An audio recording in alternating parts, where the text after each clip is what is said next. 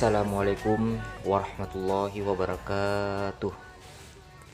Alhamdulillahirabbil alamin. Puji syukur kita panjatkan atas kehadirat Allah Subhanahu wa taala, di mana kita masih diberikan kesehatan serta kesempatan untuk kembali belajar pada materi ini, yaitu materi Al-Qur'an hadis dengan tema membudayakan hidup sederhana dan menyantuni duafa. Dan anak-anakku sekalian, ya, mari kita mengambil mushaf Al-Qur'an kita, kemudian kita membuka Quran surah Al-Furqan ayat 67. Ya, saya ulangi, kita membuka Quran surah Al-Furqan ayat 67. Sesuai dengan materi yang hendak kita bahas pada hari ini. Kita mulai pembahasan materinya. A'udzubillahi minasyaitonirrajim. Bismillahirrahmanirrahim. Menyangkut tentang materi kita pada pembelajaran kali ini, itu dengan berdasarkan kepada Quran surah Al-Furqan ayat 67. Quran surah Al-Furqan ayat 67, yaitu yang berbunyi walladzina idza anfaqu lam yusrifu wa lam yaqturu wa kana baina dzalika qawama. Dengan terjemahan kosakata atau kalimat mufradat, anfaqu, mereka menafkahkan atau membelanjakan, lam yusrifu, mereka tidak berlebihan atau melampaui batas, lam yaqturu, mereka tidak kikir, qawama, tengah-tengah. Nah, itu terkait dengan mufradat dan ayat Quran surah Al-Furqan ayat 67, yang dimana terjemahnya kita perhatikan, dan orang-orang yang apabila membelanjakan harta mereka tidak berlebih-lebihan dan tidak pula kikir, dan adalah pembelanjaan itu di tengah-tengah antara yang demikian. Nah, penjelasan ayatnya Quran surah Al-Furqan ayat 67 ini, mari kita simak, pahami dengan baik penjelasannya. Terdapat kata al-infaq atau nafaqah di dalam Al-Qur'an secara umum mempunyai arti, ya, kedua kata ini mempunyai arti mempergunakan dan membelanjakan harta baik untuk kepentingan negatif dan melanggar hukum agama, sebagaimana yang termaktub atau tertulis dalam surah Al-Anfal ayat 36, maupun yang bersifat positif, seperti memberikan nafkah kepada keluarga dan menyantuni orang-orang yang membutuhkan, sebagaimana Quran surah Al-Baqarah ayat 215, serta donasi untuk kegiatan-kegiatan keagamaan atau fisabilillah, jalan Allah, sebagaimana Quran surah Al-Baqarah ayat 261. Mohon nanti ayat-ayat yang disebutkan ini dibuka kembali, dibaca terjemahnya di mushaf Al-Quran anak-anakku. Jadi telah kita pahami bahwa infak tidak hanya membelanjakan harta di jalan yang benar, tapi juga ada membelanjakan harta di jalan yang salah, sebagaimana kita jelaskan tadi, ya, kita pelajari bersama dalam artian negatif dan juga dalam artian yang positif.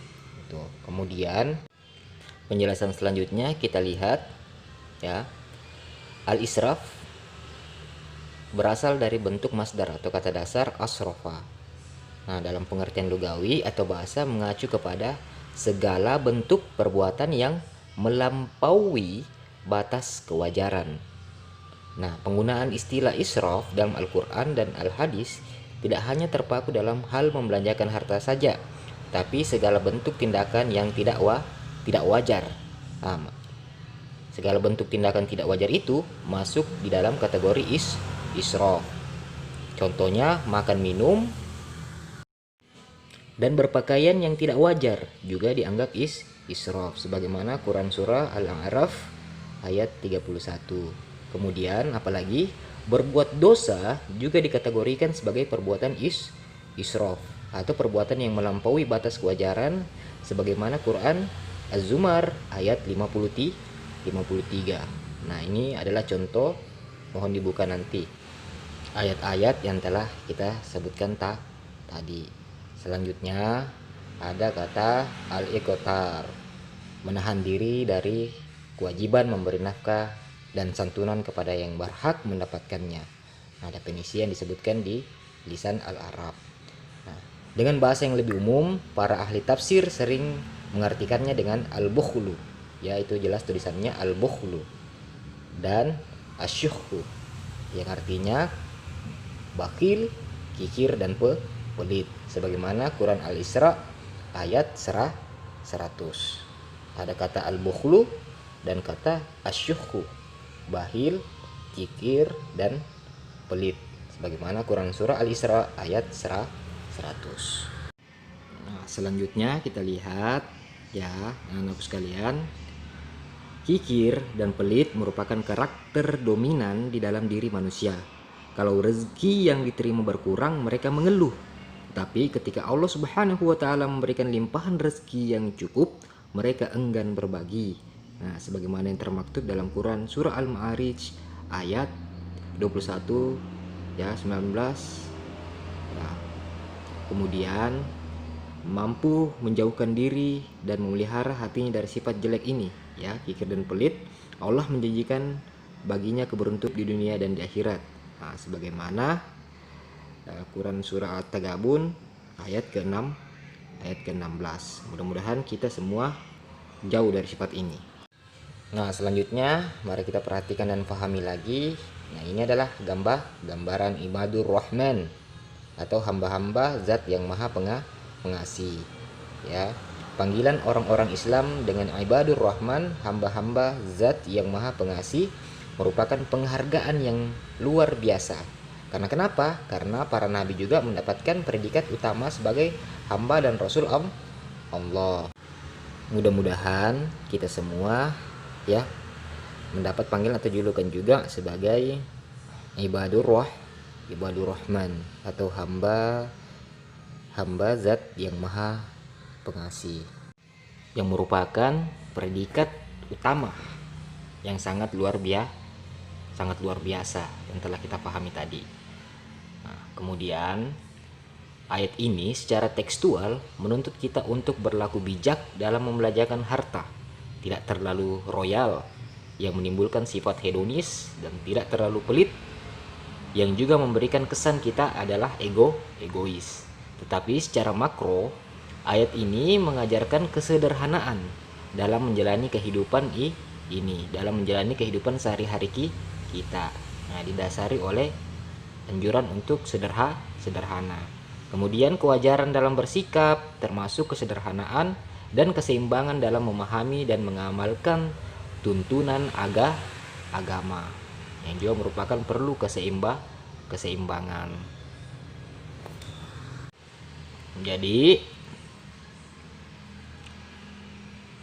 lebih dari itu, beberapa ulama tafsir menambahkan bahwa yang dimaksud dengan israf di dalam berinfak adalah membelanjakan harta untuk melakukan kemaksiatan dan hal-hal yang tidak ada manfaatnya. Itu tadi israf, kita garis bawahi adalah ya, perbuatan israf dalam berinfak adalah membelanjakan harta untuk melakukan kemaksiatan dan hal-hal yang tidak ada manfaatnya.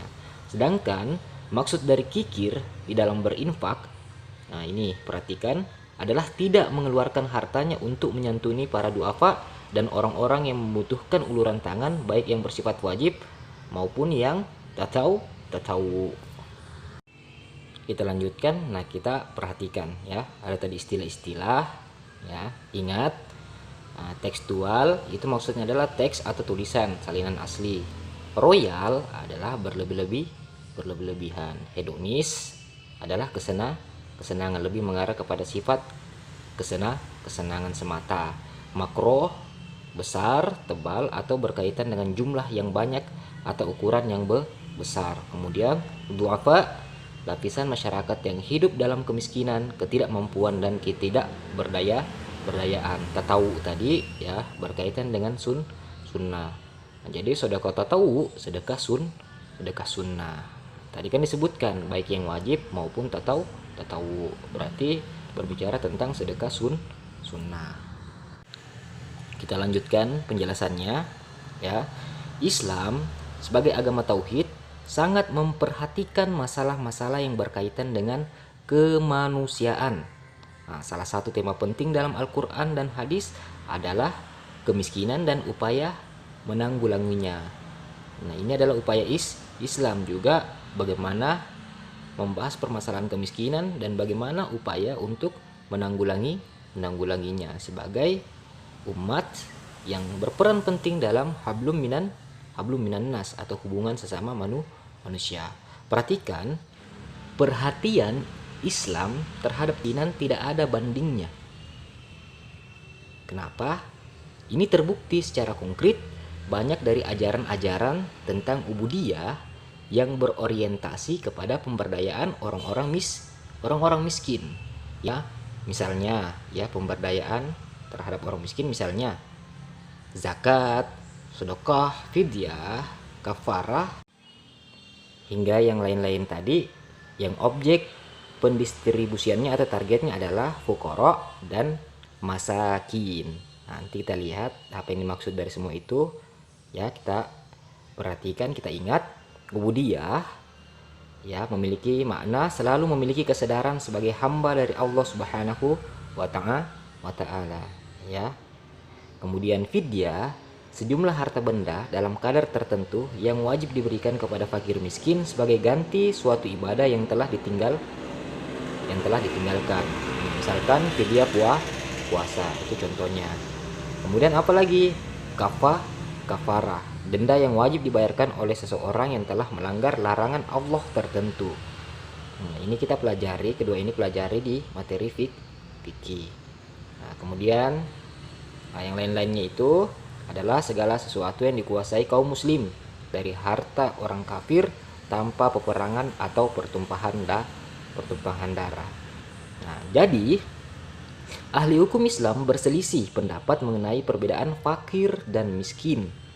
Nah, sebagian ahli mengatakan bahwa fuqara adalah orang-orang yang membutuhkan bantuan tapi tidak mencari bantuan tersebut. Sementara masakin atau orang-orang miskin adalah mereka yang membutuhkan bantuan dan mencarinya. Kemudian ya, terakhir kita masuk kepada rangkuman.